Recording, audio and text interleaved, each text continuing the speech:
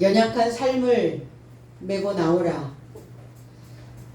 좀 강건하고 좀 듬직하고 그리고 무엇인가를 맡겨도 너끈히 그 어깨에 모든 일들을 짊어질 수 있을 만한 그러한 사람들이면 좋은데 왜 하나님은 우리에게 연약함을 주셨을까?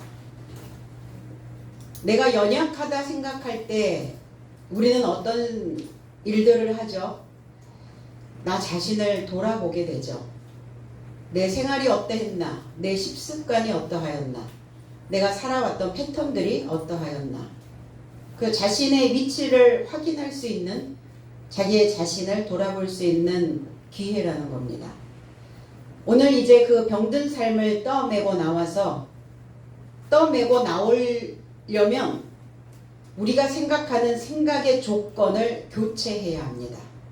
오늘 건강한 나의 삶을 새로 창조하는 그런 날이 되시면 좋겠습니다. 15절로 16절 그같이 거리마다 연약한 삶을 메고 나와 침대와 담요에 접촉하여 눕히고 베드로가 오면 그의 삶에 누구에게 그림자라도 덮이게 하려 함이었다. 심지어 주변 성의 허다함도 연약한 삶과 더러운 영에 의해 괴로움당하는 삶을 메고 예루살렘에 이르고자 어울려 오더니 전체 삶이 고침을 받더라. 심지어 그런즉 어떤 연속적인 상황을 이야기하고 있는 거죠. 하나님의 백성된 자들이 사도 삶을 위대하게 하고 믿는 장정과 아내의 삶이 더하여지고 있는 이때에 이제 힘을 얻어 용기가 생긴 병든 사람들이 스스로 나오고 있다는 거예요. 용기가 있는 자만이 나의 병들어 있음을, 나의 나약함을, 나의 부족함을 실토할 수 있다는 거예요. 인정한다는 것이 나 자신을 떠매고 나오는 상황과 맞물린다는 것입니다. 근데 감춤은 어떻죠? 객관적으로 보는 제3자의 눈은 그 사람이 어디가 취약하고 어디가 부족하고 병들어 있다라는 것을 알고 있는데 본인 스스로만 그것을 인정하지 않고 말하고 발견하지 않고 있을 뿐이죠. 병들었다. 약한 거예요. 그래서 우리 그런 표현도 하죠. 너는 왜 그렇게 물러 터졌니? 물러 터진 거예요. 야물지 않고. 알곡을 우리가 추수를 할 때 물러 터져 있는 것은 버리게 됩니다. 병들어 있다는 거예요. 그거는 나달로 수확을 할 수 없는 상황이죠. 속이 꽉 차야 돼요. 굳건해야 됩니다. 어디가? 마음이. 그래야 화살의 촉이 굳건하지 않으면 꽂힐 수가 없죠. 관역을 향하여 날아가도 관역에 꽂힐 수가 없는 인생이 되어버리고 맙니다. 무력하고 나약하고 힘이 없는 병들었다. 아스테네스라는 단어예요. 디모데후서 4장 20절로 21절에 에라스도는 고린도에 머물렀고 드로비모는 병들므로 밀레도에 두었노니 겨울 전에 너는 어서 오라. 우블로와 부데와 리노와 글라우디아와 모든 형제가 다 내게 문안하느니라. 에라스도는 고린도 안에 머물렀고 고린도라고 하는 의미는 뿔이라는 단어예요. 뿔. 그럼 오늘 문안을 받는 에라스도는 뿔이 났는데 어떤 뿔일까? 병든 뿔일까? 연약한 뿔일까요? 아니요. 단단한 뿔이어서 상황이 내게 불리하고 살아가는 동안 어떠한 일이 벌어졌을 때 내 안에 나온 그 뿔이 내 삶을 지탱하게 한다는 겁니다. 이게 고린도예요. 근데 잘못된 뿔도 있겠죠? 못된 송아지 엉덩이에 뿔 난다. 뿔은 머리에 나야지 엉덩이에 뿔이 나면 안 돼요. 뿔은 뭐냐? 능력이에요. 지혜입니다. 지식입니다. 알고 있는 거예요. 근데 알고 있는 것이 속에 담겨져 있지 않고 바깥으로 뿜어져 나온 것을 뿔이라고 말합니다. 그래서 우리는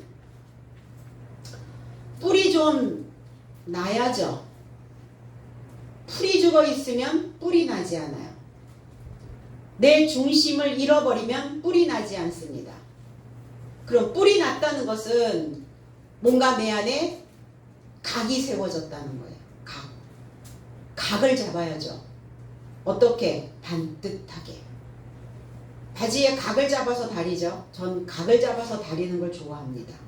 펑퍼짐한 바지를 별로 좋아하지 않아요.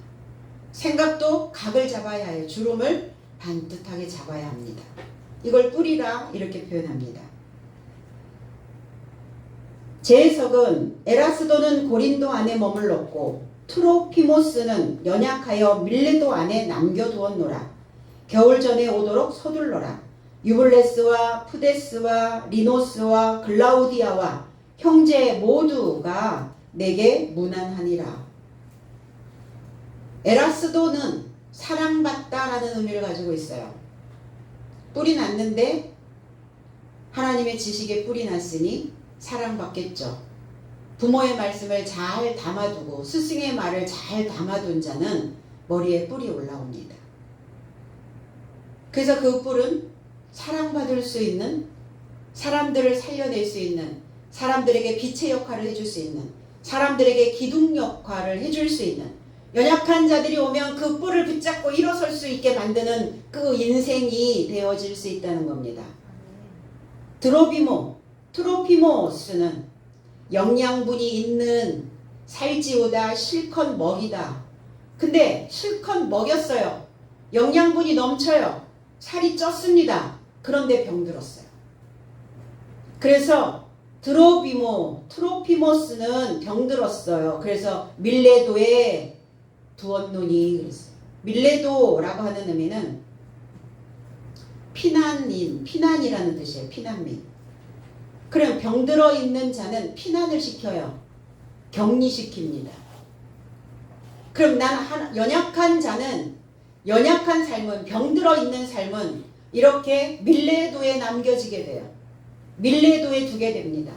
두었다, 아폴레이포라고 하는 단어는 뒤에 남겨두다, 버려두다 이런 의미예요. 그러면 저와 여러분들 속에 분명히 병들어 있는 구석이 있어요. 우리가 하나님을 믿고 있지만 다 온전케 되어지기 전까지는 병들어 있습니다. 어느 부분은. 그럼 병들어 있는 부분들은 어떻게 해야 돼요? 병들어 있는 부분들을 끌고 가려니 힘이 드는 거예요. 그러니까 건강한 삶도 다 같이 거기에 그냥 묻혀버리게 되죠. 그러니까 건강한 생각이 진행될 수 있도록 병들어 있는 생각들은 격리시켜 놓으셔야 됩니다. 내 속에서 분리시켜 놓으셔야 된다요. 그 생각과 함께 갈 수는 없기 때문이에요. 그 생각을 뒤에 남겨두라고요. 뒤에. 이제 그 연약한 삶, 병들어 있는 삶, 무력한 삶, 나약한 삶, 그러한 삶은 이제 뒤에 버리시라고요. 뒤에 버리는 곳을 뒷간이다 이렇게 말합니다. 뒷간. 그럼 우리는 다시 뒷간에 가서 내가 무엇을 버렸나 확인하는 사람 별로 없죠. 그거 다시 주워 모아오는 사람들은 별로 없죠. 그런데 생각은 그렇단 말이에요.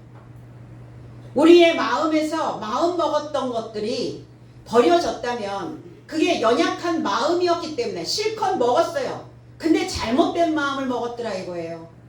잘못된 영양이 공급되어져 버렸어요. 내 인생에 과부하가 걸려버렸습니다. 왜? 하나님의 생각이 채워지지 않고 병들어 있는 내 연약한 삶으로 채워왔기 때문에 주저앉아 버렸어요. 그러니까 어때요? 뒤에 버리라고요. 뒷간에. 다시 그 똥통에 빠지지 않도록 뒤에다 버리는 거예요. 돌아보지 말라고요. 뒤의 일은. 어차피 지나간 거예요. 잘못 살았든 잘 살았든 지나간 거예요. 그건 똥통에 버려야 됩니다. 그런데 그것을 다시 가져와서 사는 것이 문제죠. 그래서 단순한 생각을 가져서는 안 되고 남들과 다른 생각으로 하나님의 지식을 융합할 수 있어야 됩니다. 그러니까 방법이 없는 거예요. 세상에 지식이 없습니까? 세상에 정보가 없습니까? 세상에 넘치고 넘치는 물자가 없습니까? 너무나 많은데 사람들의 생각이 다 똥통에 빠져 있더라 이거예요. 허우적거려요. 병들어 있어요. 건강하게 일어서질 못합니다. 머리에 하나님의 지식으로 뿌리 쑥 올라와야 되는데 엉뚱한 뿌리 올라와가지고 사람을 들이받는 데 쓰고 있다는 겁니다. 그리고 자기 자신도 다치고 다른 사람도 받아내고 이렇게 되죠.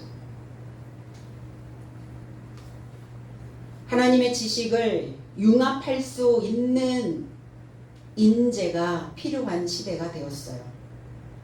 세상의 사람들도 인재를 뽑을 때 어떤 사람들을 뽑을까요? 단순 사고를 하는 사람을 뽑기를 원합니까? 아니면 주변에 있는 일들을 두루두루 융합할 수 있는 그런 사고력을 가지고 있는 사람을 뽑을까요? 당연히 융합할 수 있는 사람을 뽑게 된다는 겁니다. 그러면 모든 지식들을 융합할 수 있으려면 내 안에 오래된 활자로 계속 인쇄물을 찍어내서는 안 되겠죠. 저와 여러분들 바탕에 가득 채워져 있는 활자가 있어요. 그런데 오래된 활자가 계속 인쇄되어 나오는 거예요. 그럼 어떻게 되겠어요? 인쇄되어 나온 내용을 가지고 또 살겠죠. 버려야 되는데 폐지로 버려야 되는데 버리지 못하는 거예요. 그래서 새로운 활자로 인쇄된 나의 신앙이 되어져야 그래야 흔들리지 않는 믿음으로 우리는 건강한 삶을 유지하며 살 수 있게 된다는 겁니다. 금속 활자가 쿠텐베르크라고 하는 사람에 의해서 최초로 발명이 되어졌어요. 가장 먼저 그 쿠텐베르크에 의해서 만들어진 책은 성경책이었습니다. 모든 사람들이 다 손으로 필사를 해서 써야 되는 그 방대한 지식들을 금속 활자가 나왔으니까 얼마나 빠르게 속도가 빠르게 활자들이 나왔겠어요. 인쇄되어져서 나왔겠어요. 그러면 새로이 재해석돼서 나오는 이 성경에 이런 활자가 아니라 이미 금속 활자로 찍어낸 그 활자를 우리는 계속 또 보고 지금까지 이것이 또 해석되어져서 또 내려오고 뭔가 또 조금 이상하면 또 문자를 좀 바꾸고 이렇게 내려온 이것이 쿠텐베르크에 의해서 만들어진 금속 활자 이 성경이었다는 거예요. 근데 우리는 쿠텐베르크에 의해서 만들어진 이 성경은 아무나 읽을 수 있는 책이 아니었죠. 예전에는 그 지식이 상류층의 전유물이었던 시대가 있었어요. 그러니까 교회는 이 성경을 일반 대중들에게 보급할 수 있는 상황이 되지 못했던 거죠. 교회는 자기들이 원하는 대로 성경을 해석하고 그리고 그 왕실과 결탁을 해서 기존의 질서를 유지하는 데 이 성경 말씀을 이용해 왔다는 겁니다. 그럼 지금은 그렇지 않나요? 교회들이 원하는 대로 이 말씀을 해석하고 그리고 이 질서를 교회의 질서를 유지하는 데에 이 말씀을 이렇게 이용하고 있다는 거예요. 그러면 그 중세시대 때 교회에서 뭘 했나? 면벌부라고 하는 것을 팔았어요. 그 면벌부를 사면 벌을 면함이었어요. 도표됐죠. 그래서 가장 이 금속 활자가 나와서 덕을 본 사람이 종교 개혁을 일으킨 마틴 루터였어요.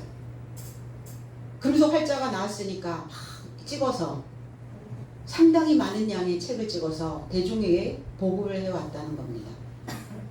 금속 활자가 서양에서부터 시작이 됐는데 사실 우리나라에서 78년 전에 쿠텐베르크가 만든 금속 활자 그 이전에 우리나라에서 직지심체 요절이라고 하는 고려시대 때 만들어 놓은 금속 활자가 있었어요.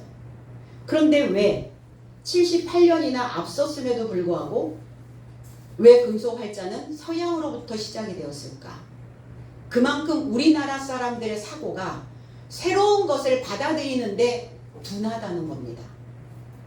거부한다는 거예요. 새로운 것들을 받아들이는 거를 거부해요. 그리고 백성들은 까막눈이었잖아요. 금속 활자를 활용할 수가, 이 활자를 활용할 수 있는 상황이 없었다는 겁니다. 그러면 우리는 오래된 금속 활자가 내 안에 아직도 인쇄되고 있는가? 아니면 새롭게 해석되어진 새로운 나의 금속 활자가 내 삶에 새로운 것들을 인쇄물로 만들어내고 있는지에 따라서 그 인생의 당락이 결정되어진다는 겁니다. 신앙도 마찬가지죠.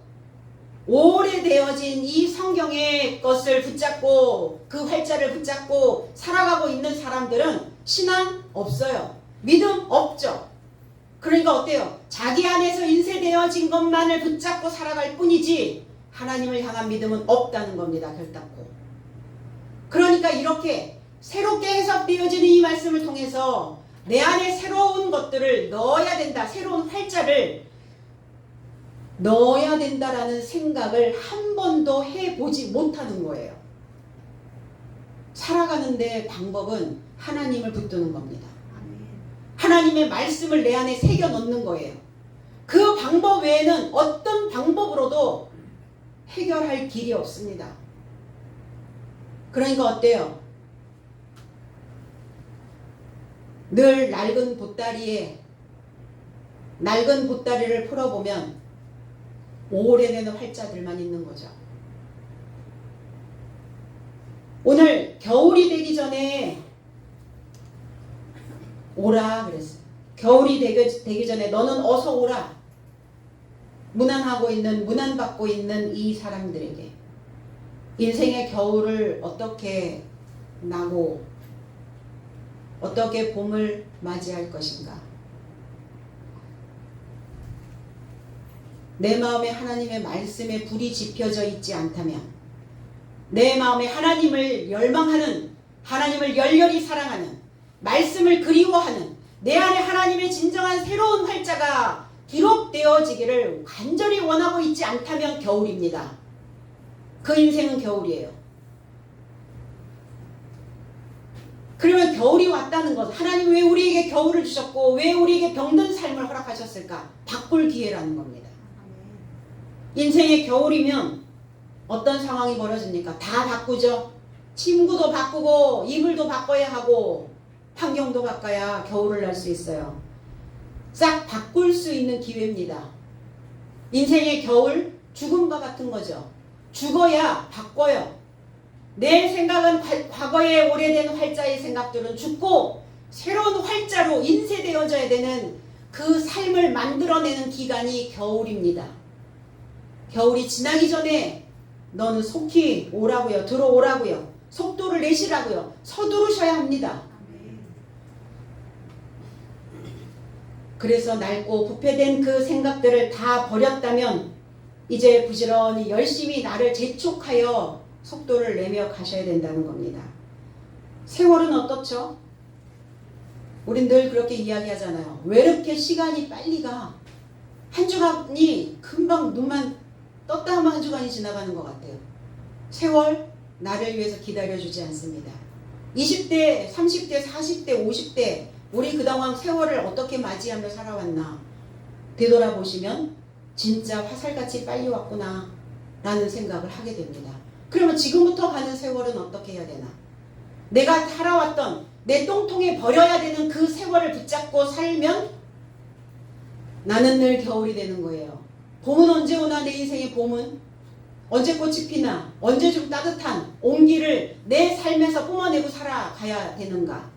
나는 늘 냉랭해지고 나는 늘 식어 빠지고 내 정열도 내 청춘도 내 열정도 믿음도 신앙도 사랑도 다 식어내려버린 재미없죠. 그래서 살맛 없죠. 안 나죠. 당연히 계속 나약해지고 힘 빠지고 육신의 힘은 빠질 수 있어요. 육체의 힘은 20대와 30대와 40대와 50대, 60대, 70대, 80대 다 달라요.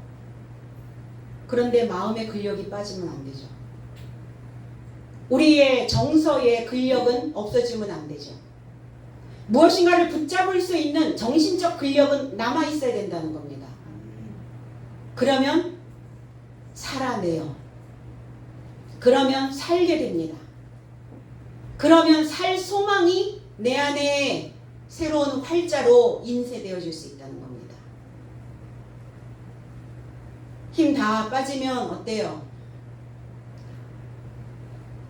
정열, 열정, 열심, 하나님을 사모하는 사랑 없으면 겨울의 끝자락에 매이게 된다는 거예요. 늘 겨울의 끝자락에서 대롱대롱 매달려 사는 거 원치 않잖아요. 그런데 내가 살아가는 행동이, 내가 살아가는 패턴이 그리하고 있다면 나는 오늘 그 나약한 삶을 메고 나와야 될 줄로 믿습니다. 오블로, 부데, 리노, 글라우디아, 사람의 이름이 계속 이렇게 나와요. 왜 사람의 이름을 언급했을까? 바울 사도가. 사람의 이름이 나올 때는 그 사람처럼 행하라는 거예요. 그 사람이 되어 보라는 겁니다. 그 사람이 되었을 때 너희들은 그 겨울의 삶에서 속도를 내서 재빠르게 뛰쳐나올 수 있게 되어진다는 겁니다. 그러면 여기에 나오는 모든 인물들은 겨울에서 빠져나온 자들이겠죠. 오블로, 유블로스, 선행자라는 뜻이에요. 선행자. 어떤 선행을 원하십니까? 어떤 선행을 베푸시길 원해요? 길에 있는, 길거리에 앉아있는 사람들에게 내 주머니에 있는 돈을 빼주는 것도 선행이기는 하죠. 그러나 선은 하나님이십니다. 선한 하나님으로, 하나님의 삶으로 걸어가라는 거예요. 오늘 강도사님 기도처럼 하나님처럼 그 생각의 길을 만들며 가라는 겁니다. 하나님처럼 산다는 게 무슨 의미일까요? 병든 삶을 버리는 거예요. 나약하고 무력하고 무기력하고 늘어져 있는 그 생각들을 주섬주섬 주워 모으라는 겁니다. 그래서 하나님의 말씀 안에 그 주워 모은 나약해져 있는 늘어질 대로 늘어져 있는 그러한 생각들을 그 통에 담아 놓으라는 거예요. 뭐 할 수 있도록? 탄성이 붙을 수 있도록요. 부대라는 의미는 겸손함이라는 겸손. 겸손은 어떤 자가 겸손함입니까? 일곱째 날에 사도된 삶. 하나님의 말씀을 통해서 내 나약함을 버린 자, 이 자가 겸손한 자예요. 그리고 리노스, 삼배라는 뜻입니다. 우리는 오늘 배틀에 다 앉은 자들과 같아요. 여러분들은 배틀에 앉았고 저는 여러분들에게 시를 걸어줄 겁니다. 부지런히 삼배 짜세요. 누구도 그 옷을 짜주지 않습니다. 내가 그 옷을 짜서 입는 거예요. 말씀의 옷을 잘 짜서 직조해서 입어야, 그래야 그 삶이 빛날 수 있어요. 옷은 날개입니다. 새로운 옷을 입고 날아가는 거예요. 삼배 옷은 특별히 통풍을 이야기하고 있어요. 삼복더위, 찌는 듯한 더위에 통풍이 되지 않는 그 시대에, 에어컨도 없는 그 시대에 삼배 옷을 입고 우리의 조상들은 견뎌냈어요. 통풍이죠. 하나님의 바람이, 오늘 하나님의 호흡이 여러분들의 그 생각 속에 통풍으로 순환되어지기를 원합니다. 오늘 실 걸으셨나요? 이제 이렇게 단어마다 직조하고 계시죠? 그래야 옷을 입어요. 벌거벗겨진 자 나갈 수 없죠. 벌거벗었으니까 나갈 수 없는 거예요. 나가려고 하니까 입을 옷이 없는 거예요. 나를 연애하니까 날아야 되는데, 비상해야 되는데 옷이 없어요. 옷이 날개인데. 오늘 잘 직조하시면 오늘 분명히 여러분들에게 옷 한 벌씩 만들어질 줄로 믿습니다. 글라우디아라고 하는 의미는 안전뱅이라는 뜻이에요. 아, 이 사람 병들었는데 왜 밀레도에 머물지 않게 했나요? 그 안진뱅이도 두 종류의 안진뱅이가 있어요. 관절이 꺾여서 아예 일어나지 못하는 안진뱅이가 있고요. 여러분들처럼 하나님의 말씀을 잘 집중하려고 그 배틀에 앉은 안진뱅이가 있어요. 하나님의 말씀을 잘 배우고 듣고 실행하려고 앉아있는 안진뱅이에요. 오늘 이 글라우디아는 하나님의 영에 머무르는 자, 이 안진뱅이 들에게 문안한다, 환영한다, 호응한다, 반겨주시는 거예요. 환영받는 사람, 환영받는 인물, 이기를 원하죠. 우리는 이 땅에 한 번뿐인 인생으로 태어났어요. 그런데 환영받기를 원하잖아요. 모든 사람들이 나를 환영하고 나를 포용하고 나와 관계를 맺기를 원하고 나와 소통하기를 원하는, 이게 신앙인의 모습이어야 된다는 겁니다. 주 예수 그리스도께서 너의 영과 함께 계시고 은혜가 너의 삶과 함께 하노라, 이렇게 마무리를 합니다. 병자들이 자기의 연약한 삶을 메고 나가 그랬어요. 에크 프레로라는, 프레로, 에크, 밖으로 데리고 나갔다고요. 내 무기력한 생각을 밖으로 데리고 나와야 됩니다. 끌어내지 않으면 내 안에서 볼만 터져요. 끌어내셔야 돼요. 뭔지 모르겠다고요? 내 연약한 삶이 안 보이신다고요? 그러면 내가 그동안 살아왔던 속성, 살아왔던 습관, 그리고 여전히 아직도 벗어나지 못하고 있는 그 삶의 태도, 이런 것들을 일일이 다 목록표에다가 기록하셔서 이 생각들을 다 바깥으로 데리고 나가야 되겠구나 생각을 하셔야 돼요. 그 안에 계속 살잖아요. 계속 그렇게 살게 돼요. 그러니까 생각을 바깥으로 데리고 나와야, 그래야 누추한 잠자리가 바뀐다는 겁니다. 침대, 침상. 오늘 이 병든 자들이 자신을 메고 바깥으로 나와서 침대와 요에 눕히고 이랬어요. 아니 왜 길거리에다가 눕혀요? 병원도 아닌데. 병동이 없었나요? 병동이 꽉 차가지고 바깥에다가 그냥 침대와 요를 가져다가, 내가 침대고 내가 요입니다. 내가 지금 어떤 침상에서 자고 어떤 요를 깔고 자고 있나, 내 바탕에 깔아놓은 것, 이게 침대와 요입니다. 누추한 잠자리, 이 침대라고 하는 의미에 낡아지다라는 의미를 가지고 있어요. 그럼 이제 낡은 침대, 지금 왜 낡은 침대에 눕혀서 자기가 누워있었던 그 낡은 침대에서 벗어나는 거예요. 왜? 바깥으로 나왔으니까. 우리의 사고가, 우리의 생각이 계속 그 상태에 머물러 있으면 낡은 침대에, 누추한 잠자리에 계속 누워있는 겁니다.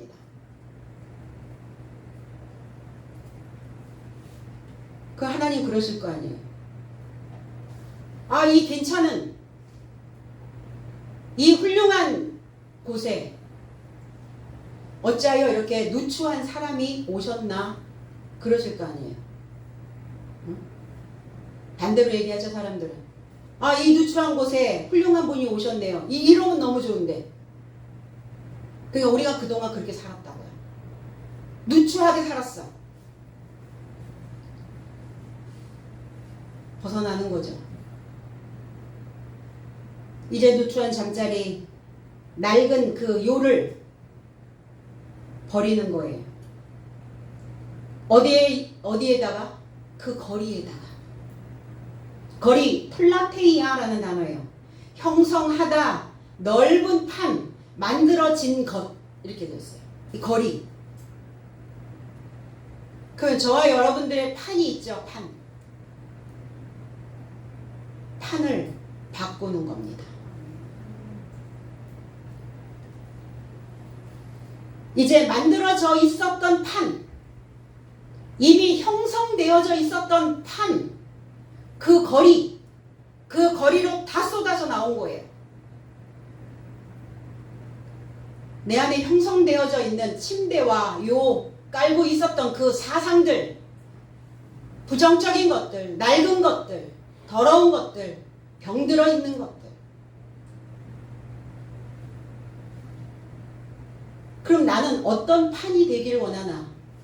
나는 지금 어떤 거리에 있는가? 그래서 주님은 오셔서, 예수께서 오셔서 길거리에서 가르치셨어요. 거리에서 가르치셨어요. 주님의 판은 넓거든요. 주님의 판은 새로운 판이에요. 낡은 판이 아닙니다. 이미 오래전에 형성되어져 있었던 그 거리가 아니라 늘 새로운 것을 만들어내는 그 거리였어요. 우리는 어떤 거리에 가기를 원하죠?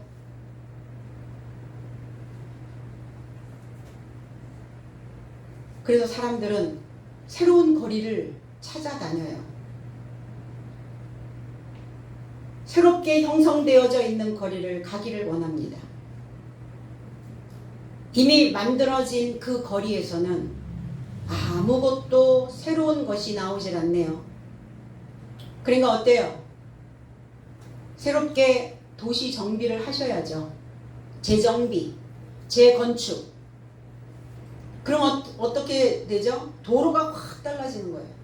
거리가 달라져요. 거기에 사는 사람들의 판이 달라집니다. 오늘 재정비하시고 도로, 거리 다시 정비하시고 그래야 내 인생의 아침이 달라져요. 그냥 아침은 눈을 뜨라고 있는 시간이 아닙니다. 뭔가 새로운 것들을 맞이하라고 있는 시간이 아침이에요. 아침이 달라지고 그 거리가 재정비되고 그래서 예전에 형성되어져 있는 편도의 거리가 아니라 이제 커다란 대로가 만들어지는 거죠. 얼마나 원활해지겠어요, 삶이. 차선이 하나밖에 없으니까 가다가 오는 차가 있으면 또 한쪽으로 귀퉁이로 서 있어야 되고 또 부딪히게 되기도 하고 넓어져야 하늘의 모든 살아있는 하나님의 생명력을 하나님이 나에게 말씀하시고자 하는 그 하나님을 담아낼 수 있어요. 그리고 넓은 그 판에 새로운 것들을 인쇄하여 기록하여 새길 수 있게 된다는 겁니다. 나는 그동안 내 인생의 거리에서 뭘 하며 살았을까요? 그 거리를 지금 어떻게 오고 있죠? 여전히 똑같은 길? 여전히 그 신장노에서 벗어나지 못하고 계신가요? 그래서 오늘 그 거리에서 병든 삶이 그 몸이 다 구부러져 있다면 이제 나를 구부려서 보고 그리고 그 판을 뒤집어서 새롭게 발을 내딛는 그 거리에 하나님이 원하시는 그리스도 예수와 함께하는 그리스도 예수 자체가 길거리였어요. 그리스도 예수가 나는 길이요.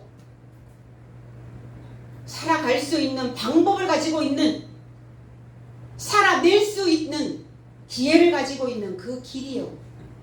그 길에 우리 모두가 다 동참하시기를 원합니다. 베드로 사도의 그림자가 덮여질 수 있도록 그림자. 그 병든 자들이 침대와 요를 메고 나왔어요. 그 거리에서 혹시 베드로의 그림자라도 덮이게 되지 않을까. 이 그림자 스키아라고 하는 단어예요. 자녀들이 어릴 때는 부모의 슬하에서 살죠. 그늘막이 됩니다.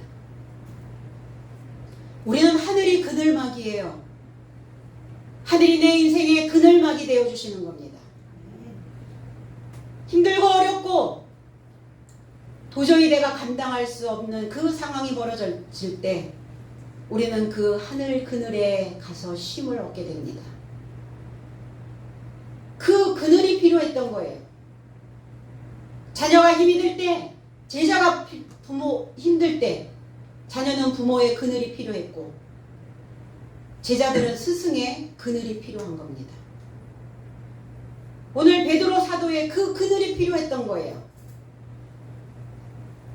하나님의 그늘에 머물기를 원하고 있었던 겁니다. 벗어나면 좋을 것 같죠? 그럼 벗어났을 때는 내 자신이 하늘이 되어져서 내가 그 하늘의 그늘을 가지고 있을 때 그때 우리는 벗어나는 겁니다. 어디서? 부모의 그늘에서, 스승의 그늘에서. 그때 벗어나는 거예요. 내가 쳐놓은 그 그늘에서 나는 쉼을 얻을 수 있어야 되는 겁니다.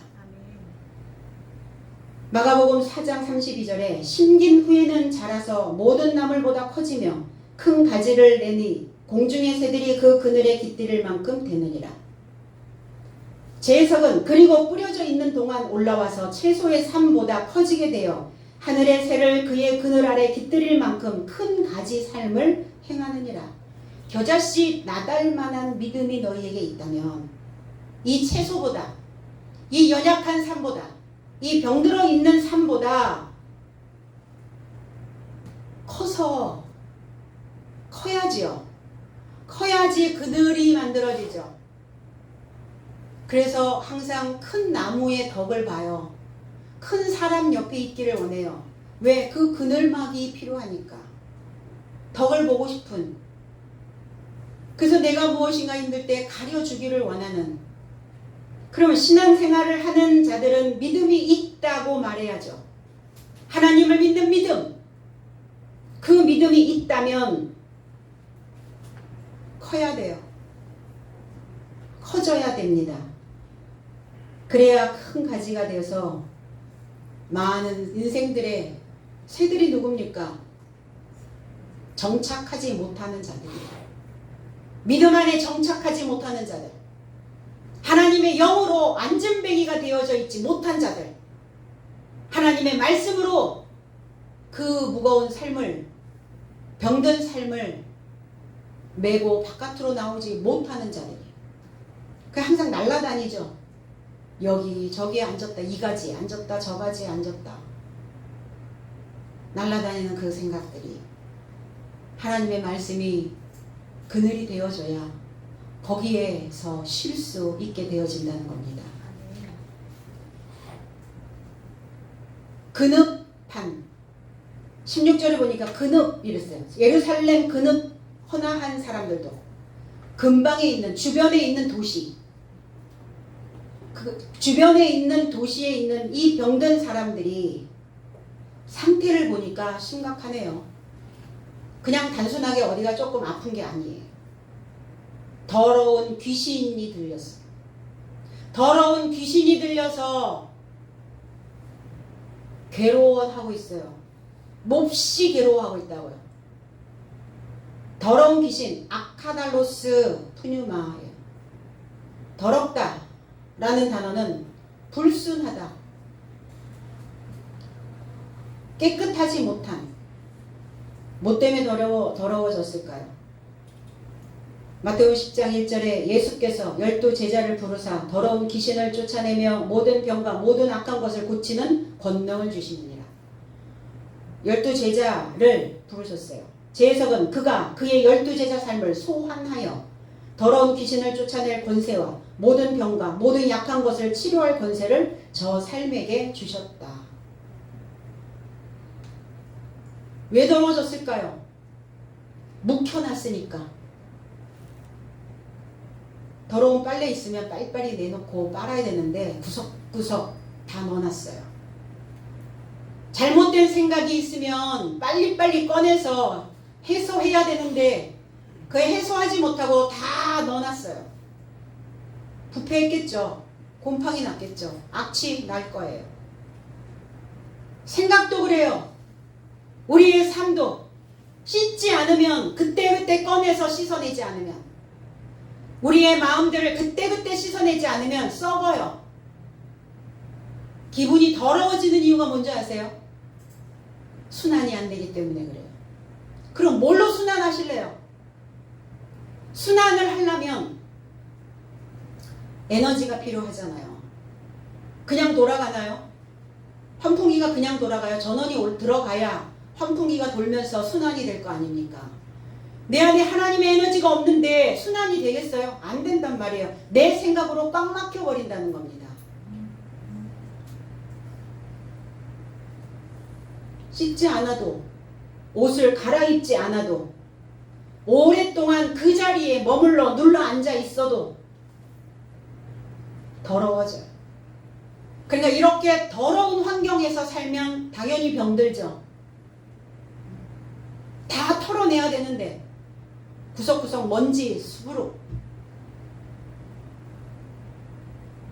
바깥에는 청소하겠죠. 일주일 동안 청소 안 하는 분이 있겠습니까? 매일 쓸고 닦고 하죠. 집안은. 근데 내 생각의 집안은 어떻나요? 매일 쓸고 닦나요? 아니면 너무 오래돼가지고 너무 찌들어가지고 그걸 벗겨낼 엄두가 안 나시나요? 딱지로 붙어 있는 거예요? 그거 떼어낼라니 살찐까지 뜯어지고 피날까봐 아파서? 아프죠, 당연히. 떼어낼 때는 아프죠. 떼어낸다는 건 뭘까요? 판을 완전히 바꾸는 거예요.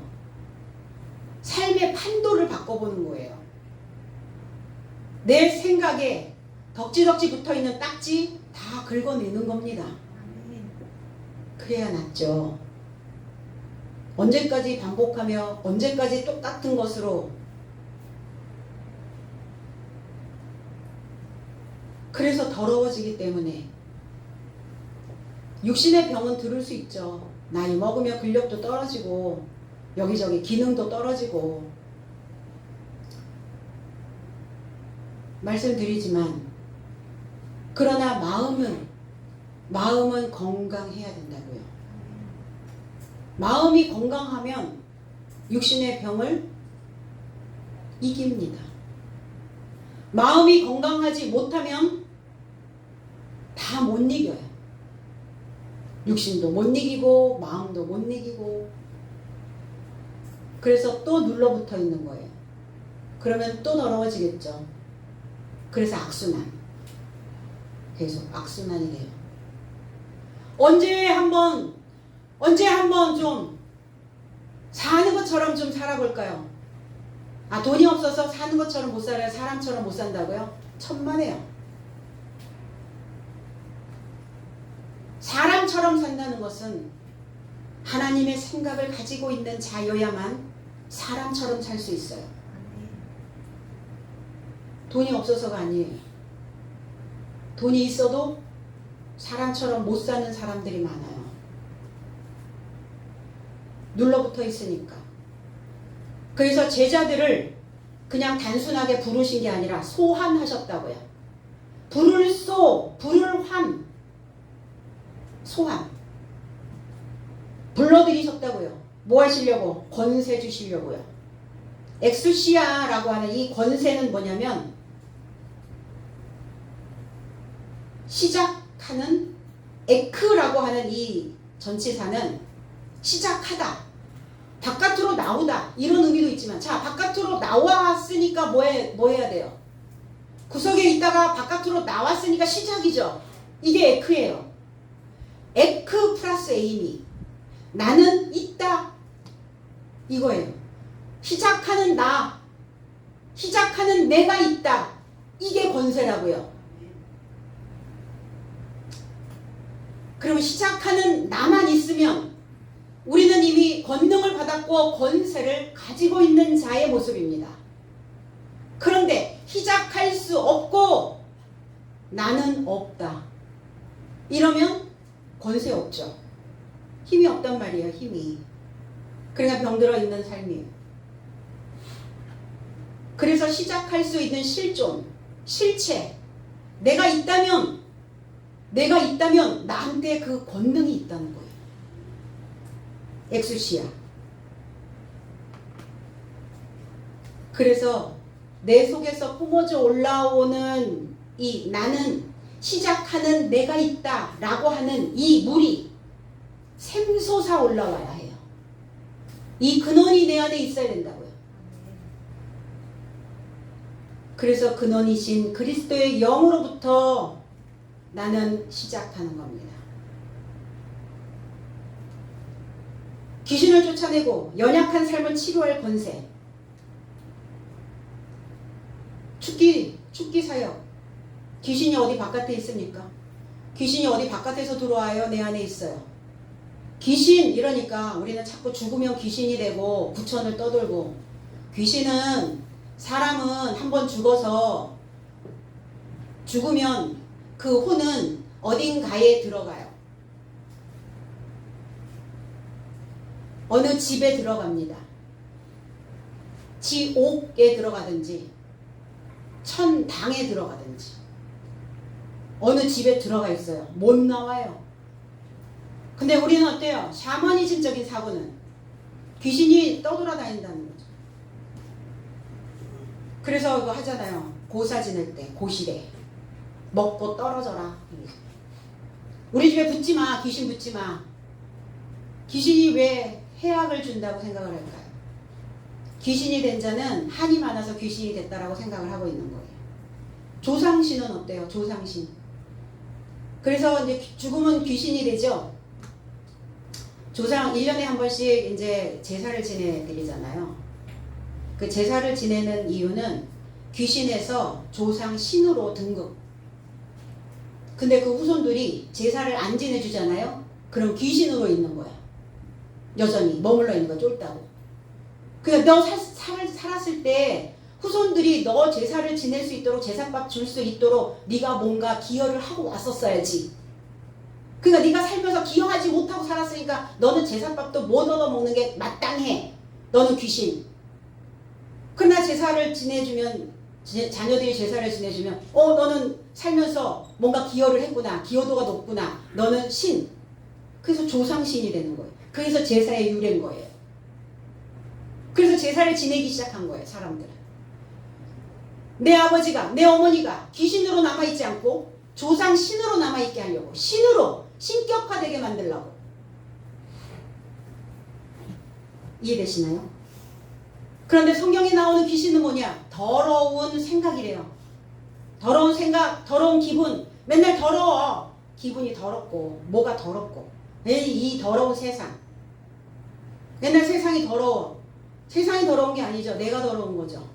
왜 더러워요? 거기에 계속 머물러 있으니까. 그 생각에 들어가 있으니까. 침대와 요를 지금 바꾸지 않으니까, 낡은 침대, 낡은 요 버려야 되는데 버리지 않으니까 누추해져 있단 말이에요. 내가. 그러니까 더러워질 수밖에. 누추한 곳에 들어갔는데 산뜻해질 리가 없잖아요. 환경은 그렇다고 쳐요. 환경은 누추한 곳에 들어갈 수 있죠. 그러나 내 마음은, 우리의 생각은 날로 새로워야 되겠죠. 나에게 새로운 친구와 새로운 침대를 오늘 여러분들에게 선사하시길 원합니다. 더러운 영에게 괴로움을 받는 자. 뭐 때문에 괴롭죠? 여러분 왜 괴로워요? 이 괴로움을 받는 자, 오클레오라고 하는 단어는 떼지어 습격하다라는 의미를 가지고 있어요. 폭도. 내 안에서 폭도가 일어났어요. 생각들이 떼지어서 나를 습격하는 거예요. 똑같은 수준에 있는 생각들. 거기에서 조금 나은 생각을 하는 녀석이 하나 있으면 괜찮은데 다 오합지졸이라. 똑같은 생각. 뭔가 거기에서 뛰어난 생각을 하나 할 수만 있다면 괴로움에서 벗어난다는 거예요. 그런데 그 떼지어서, 오합지졸과 같은 그 생각들이 떼지어서 나를 습격하고 있으니까, 공격하고 있으니까 괴로워서 죽을 것 같은 거죠. 근데 그 생각을 죽이고 나를 괴롭게 하는, 나를 폭도가 일어나서 내 안에 그 폭도들의 생각들을 죽이고 하나님 붙잡아야 되죠. 그래서 그때 기도가 필요하고 그때 간청이 필요한 거예요.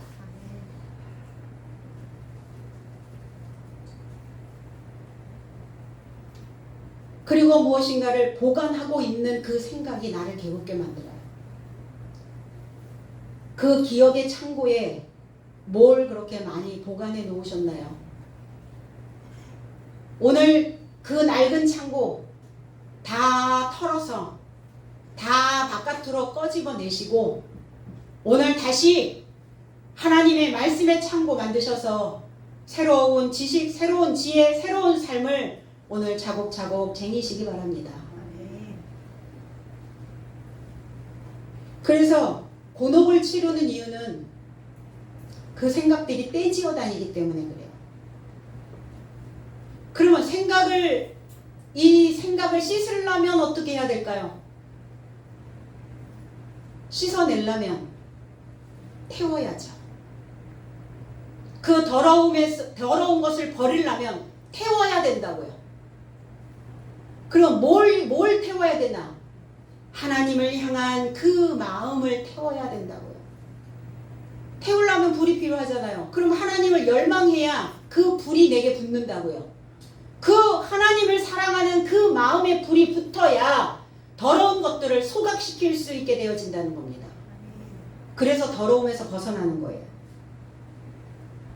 그래서 아무리 새로워도 아무리 새로운 것을 가져다 줘도 내가 열광하지 않으면 쓰이지 않아요. 그렇죠. 내가 열광해야 그게 쓰여질 수 있다는 겁니다. 오늘 하나님을 보관하는 새 창고가 지어지시기를 원합니다. 그들을 다 데리고 나왔어요.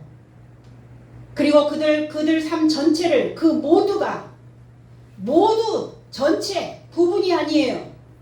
바꾸려면 고치려면 나으려면 치료되려면 전체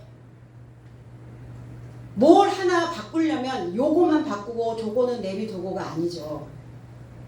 모두 하파스란 단어예요. 전체의 삶이 나음을 얻으니라.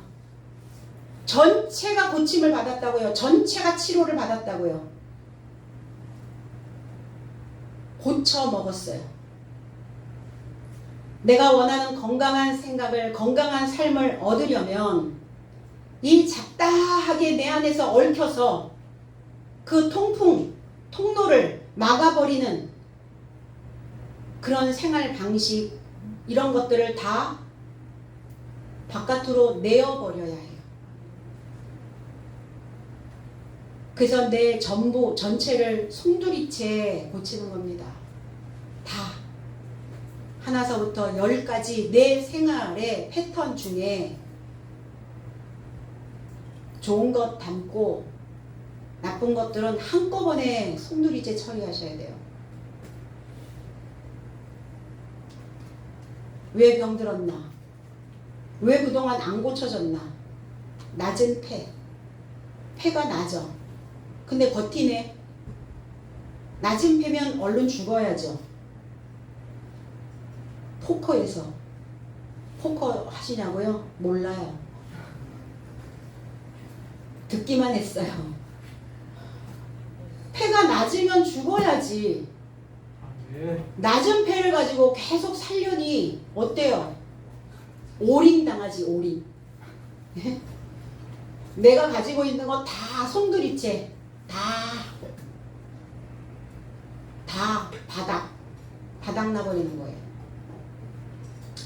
그 낮은 폐를 가지고 있었기 때문에 병들었던 거예요. 그걸 오늘 전부 치료해 주신대요. 할렐루야. 그리고 하나님께 매달리는 거죠. 하나님, 이제 내 낮은 폐 죽였습니다. 이제 하나님의 높은 폐 주셔서 하나님과 그 협상 테이블에 앉을 수 있도록 하나님 나를 이끌어 달라고. 그리고 시작하는 내가 있다고 이렇게 말씀해야 협상이 될 거 아닙니까? 시작하는 내가 있으니까 내가 하나님에게 저당 잡히겠습니다. 그리고 하나님의 높은 패 내게 주셔서 내게 건강한 삶을 살 수 있도록 내 몸과 내 마음 전체가 고침 받을 수 있도록 해달라고 오늘 두드리시기 바랍니다. 17절 그러자 대제사장과 그와 함께한 모든 삶, 즉 사두개인의 당파로 있는 삶이 질투가 가득해져 일어나 그랬어. 사도들이 지금 뭘 하고 있는 거예요? 개혁하고 있는 거예요. 개혁을 하고 있는 이 사건을 병들어 있는 삶, 살던 대로 하던 대로 먹던 대로 입던 대로 주저앉아 있었던 그 삶 그대로 보따리 그대로 그게 아니라 이제 다 풀어 헤치고 다 버리고 다 바꾸고 개혁입니다 이게. 그럼 개혁을 하고 있는 이 사건을 대제사장과 사두개인 이 종교 권위자들이 방귀를 들고 일어난 거예요. 질투가 일어날 게 뭐 있습니까? 시기가 일어날 게 뭐가 있어요? 아 내가 하지 못해서? 그들은 무엇을 고수하고 무엇을 계승하고자 지금 하고 있는가? 사도의 삶은 하나님의 시각으로 사도들의 삶은 어때요? 사도들은 하나님의 시각으로 사람을 만듭니다. 그런데 종교인들은 사람의 시각으로 하나님을 본다고요. 사람의 시각으로 사람을 보니까 늘 그 수준에서 머물러 있는 거죠. 저와 여러분들은 하나님의 시각으로 그 사람을 봐야 그 삶을 격려하고 끌어낼 수가 있어요. 그럼 내 시각으로 사람의 시각으로 그 사람을 보면 내 수준에 머물게 되겠죠. 그렇게 되기를 원하는 거예요. 대제사장과 사두개인. 누가 더 하나님에 대해 말할 지식과 자격이 있는가? 당연히 사도들의 삶이죠. 당파, 이단이에요. 이단, 하이레시스, 이단들. 옳은 것을 옳다라고 받아들이지 않는 자, 다른 생각을 가지고 있는 자, 다른 마음으로 가고 있는 자. 사두개인이라고 하는 이 사두개인은 짜도크라고 하는 히브리어에서 온 단어인데 이 단어는 의롭다라는 단어예요. 그러니까 내가 의로워야 되는데 내가 옳다라고 해야 되는데 오늘 거기에 있는 백성과 솔로몬의 교실에 있는 그 많은 사람들이 그리고 병들어 있는 사람들이 이제 개혁을 하자, 바꾸자, 나누자, 버리자. 그러면서 사도들의 삶을 받들어 주고 있거든요. 사도들의 삶을 의롭다, 옳다라고 말하고 있는 거예요. 그러니까 질투가 나는 거죠. 마음에 시기가 가득하여 질투. 나만 옳다고 해야 하는데 다른 사람이 옳다고 하니까 네가 하는 것은 틀렸어라고 말하니까 틀린 거예요. 다른 게 아닙니다. 그들은 틀린 거예요. 다른 생각을 할 수 있다면 사도들의 삶이 사도들이 증거하고 있는 이 말씀이 내가 생각하는 것과 다르구나라고 받아들이겠죠. 그런데 사도들이 지금 개혁하고자 일어나 있는 그 병든 삶을 고치는 구약적 사고에 머물러 있는 형편없는 삶이었던 신앙인들의 삶을 바꾸자고 하는 그러면 다른 것을 받아들였어야 되는데 그들을 틀렸다라고 말하니까 오늘 대제사장과 사두개인들은 틀린 거예요. 틀려먹은 거예요. 그 생각들이.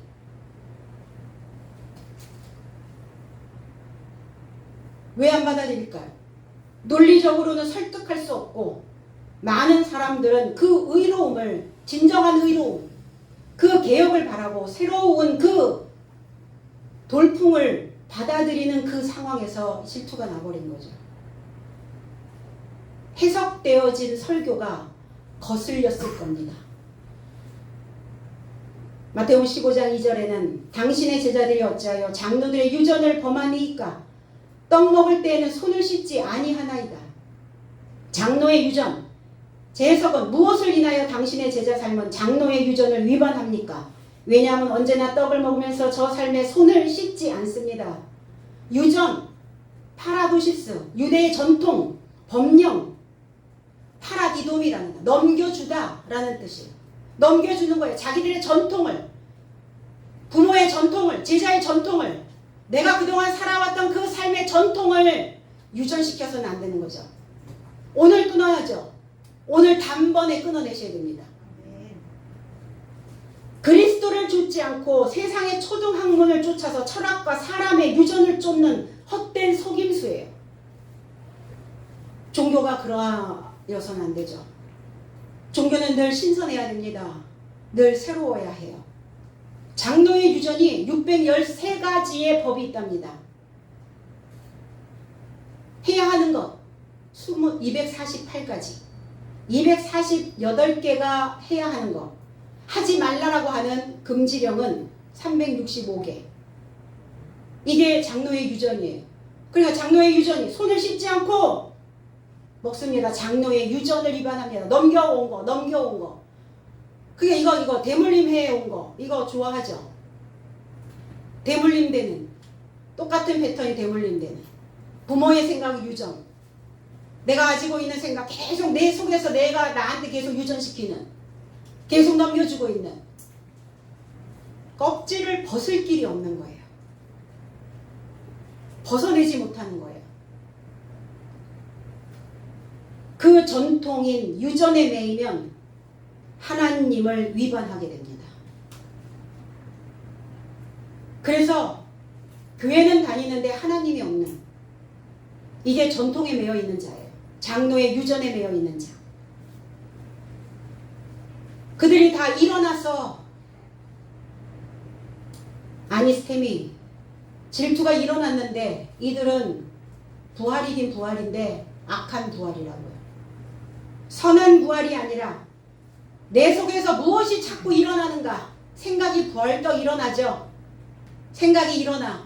마음이 일어나. 뭘로 지금 난 부활하고 있습니까? 선, 악? 어떤 것으로? 더러운 영의 부활인가? 아니면 선한 하나님의 영의 부활인가? 어떤 마음이 내 안에서 일어나는지 그 소리를 하나하나 짚어서 분별해내시라고요.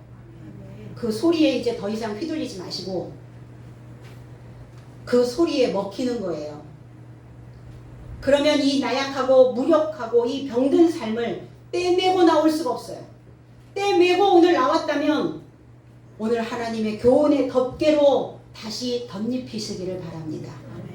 그래서 우리의 몸과 마음의 영이 일평생, 일생 동안 건강할 수 있도록 하나님께 요청하시고 오늘 모든 것, 내 삶의 전체를 다 고쳐주시겠다고 오늘 분명히 하나님이 약속하셨으니까 오늘 그 협상 테이블에 앉으셔서 시작하는 내가 있으니까 아무 염려도 걱정도 하지 마시고 이제 나를 믿어달라고 오늘 그렇게 말씀하시기를 나사렛 예수 그리스도 이름 안에서 축복드립니다. 아멘. 기도하겠습니다. 아버지 고맙습니다. 오늘을 있게 하심에 감사합니다. 시작하는 나를 지금까지 살게 하심에 감사합니다. 무엇이든지 해낼 수 있는 용기 주시고 그리고 내가 병들어 있다는 것을 인정할 수 있는 그 마음 주시고 오늘 그 낡은 것, 누추한 것, 그리고 나약한 것, 무력한 이 모든 삶을 이제 송두리째 하나님께 다 내어드리고 하나님의 새로운 것으로 심겨질 수 있는 오늘 믿음으로 장성한 자가 되기를 원합니다.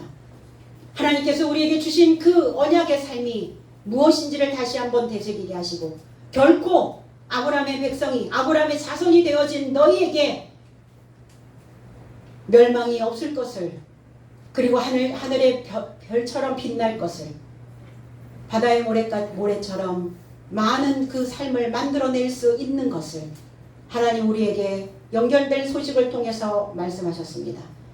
오늘 그 약속이 그 언약이 연결된 소식이 나의 삶을 통해서 성취되어질 수 있도록 오늘 나는 시작할 수 있는 나이게 도와주시옵소서.